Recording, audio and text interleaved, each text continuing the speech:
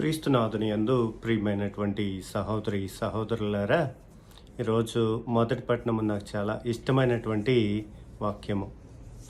షడ్రకు మెషకు అబెద్నెగోలను ఆ యొక్క నెబుకద్నెజర్ రాజు గనగనమండే అగ్నిగుండంలో పడివేయాలని చూసినప్పుడు వారు చెప్పినటువంటి ఆ యొక్క విశ్వాస ప్రమాణం అనేది మనందరిలో కూడా ఉండాలి. రాజా, మేము ఈ విషయంలో మేము భయపడము.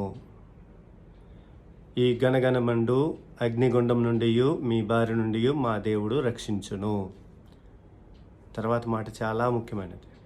రక్షించినా రక్షించకున్నను మేము మా దేవుని మాత్రమే ఆరాధిస్తాము అని చెప్తున్నారు. అది నిజమైనటువంటి విశ్వాసము. మరి నీలో నాలో అటువంటి విశ్వాసం ఉందా? కాపాడితే ఒకలాగా, మన ప్రార్థన ఆలకిస్తే ఒకలాగా, మనం అనుకున్నది నెరవేరితే ఒకలాగా, నెరవేరకపోతే ఇంకొకలాగా మనం ప్రవర్తిస్తూ ఉంటాం. అనేక సార్లు దేవాలయంలో చూస్తూ ఉంటాం, లేకపోతే ప్రహరీ గొడవంక చూస్తూ ఉన్నట్లయితే జపమాలు తీసుకొచ్చి పెట్టేస్తూ ఉంటారు, లేకపోతే పటాలు తీసుకొచ్చి పెట్టేస్తూ ఉంటారు, బైబిల్ తీసుకొచ్చి పెట్టేస్తూ ఉంటారు. ఎందుకంటే ఈ దేవుడు మమ్మల్ని ఆదరించలేదు. మన ఇంట్లో కూడా అంతే కదా. మనం కూడా అనేక సార్లు ఏం చేస్తూ ఉంటామంటే, మన కోరిక నెరవేరలేదని గుడికి రావడం మానేస్తూ ఉంటాం, ప్రార్థన చేయడం మానేస్తూ ఉంటాం.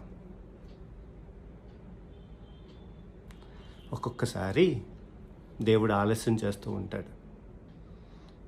ఒక్కొక్కసారి మనం అనుకున్నది సరైనది కాదని తెలిసి దాన్ని మనకి ఇవ్వకుండా ఉంటాడు. అటువంటి సమయంలోనే నీవు ధైర్యంగా ఉంటూ ఉన్నావా ఆలోచన చేయాలి. ఇప్పుడు మనకి ఈ యొక్క సంఘటన మనం చూసినట్లయితే దేవుడు వారిని కాపాడుతున్నారు, తన దూతను పంపించి. నెబుకద్నెజర్ రాజు అంటున్నాడు, మనం ముగ్గురిని కదా మనము తోసింది అగ్నిగుండంలో, 4వ వ్యక్తి ఉన్నాడే, ఆ 4వ వ్యక్తి దేవదూతలాగా ఉన్నాడు అంటున్నారు. ఒక్కొక్కసారి దేవుడు తప్పకుండా కాపాడుతాడు. మరి అలా కాపాడినటువంటి దేవుడు ప్రవీణ్ పగడాల గారిని, ఆ పాస్టర్ గారిని ఎందుకు కాపాడలేదు అంటే, అదే చెప్తున్నాను కదా, కాపాడినా కాపాడుకున్నా, రక్షించినా రక్షించుకున్నా అంతా దేవునికి మహిమ. చూడండి, ప్రవీణ్ పగడాల గారి యొక్క ఉనికి, ఆయన బతికున్నప్పుడు మనకెవరికి తెలియదు, కానీ ఇప్పుడు అనేక మంది ఆయన ప్రసంగాలు ఆలకిస్తున్నారు, ఆయన ఎవరని తెలుసుకుంటున్నారు. ఐకమత్యం అనేది ఏర్పడుతుంది. మొత్తం క్రైస్తవ సంఘములు అన్నీ కూడా ఐక్యంగా ముందుకు వస్తున్నాయి. ఒక్కొక్కసారి మనల్ని బతికించి మనకి మంచి చేసి దేవుడు మనకి మేలు చేస్తూ ఉంటారు. ఒక్కొక్కసారి మనకి దెబ్బ తగిలించన్నా మనకి మేలు చేస్తూ ఉంటారు. దేవుడు తాను ప్రేమించు వారిని శిక్షించును అంటారు. సో ఒక్కొక్కసారి మనకి దెబ్బ తగిలినప్పుడు దేవుడు లేడను, దేవుడు మంచోడు కాదని అనుకోవద్దు. అంతా మన మంచిగా అనుకోవాలి. దేవుడు తప్పకుండా మనల్ని, ఇది సత్యం.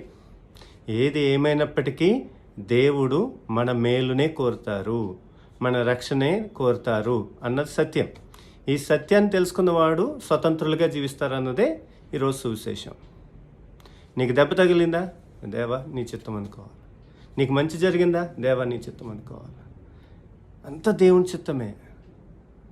సో అలా ఎప్పుడైతే నువ్వు అనుకుంటావో నీకు ఎటువంటి భయం ఉండదు, ఎటువంటి బాధ ఉండదు. మొన్న నేను మరలా హాస్పిటల్కి వెళ్ళాల్సి వచ్చింది. ఆల్మోస్ట్ ఇంకా అనుకున్నాము, కానీ దేవుడు మరలా ఆ క్షణంలో మరలా కాపాడుతూ వచ్చారు. దేవుడు అంతే, మన కష్టాలు అనేవి దేవునికి సమర్పించినప్పుడు దేవుడు తప్పకుండా మనకు మంచి చేస్తూ ఉంటారు. అర్థమైంది కదండి. నాకేందుకు ఈ కష్టాలు, నాకేందుకు ఈ బాధలు అంటే, దేవుడు బిడ్డలకి కష్టాలు వస్తాయి, దేవుని బిడ్డలకి కష్టాలు వస్తాయి. శ్రమలు అనేవి దేవుని బిడ్డ, తన సొంత కుమారునికి సిలువ వెనకతల. అలాగే నీకు కష్టాలు వస్తున్నాయా, నీకు బాధలు వస్తున్నాయా, దేవుని స్తుతించు. ఆ బాధల నుంచి నీకు విమోచన కలుగుతుంది, స్వతంత్రులుగా మారుతావు, సంతోషంగా ఉంటావు. ఇన్ని బాధల్లో కూడా సంతోషంగా ఉండగలుగుతావు, ఇన్ని కష్టాల్లో కూడా ఆనందంగా ఉండగలుగుతావు. అటువంటి సంతోషకరమైనటువంటి, ఆనందకరమైనటువంటి, దీవెనకరమైనటువంటి జీవితాన్ని దేవుడు మీకు దయచేయాలని ప్రార్థన చేస్తున్నాను.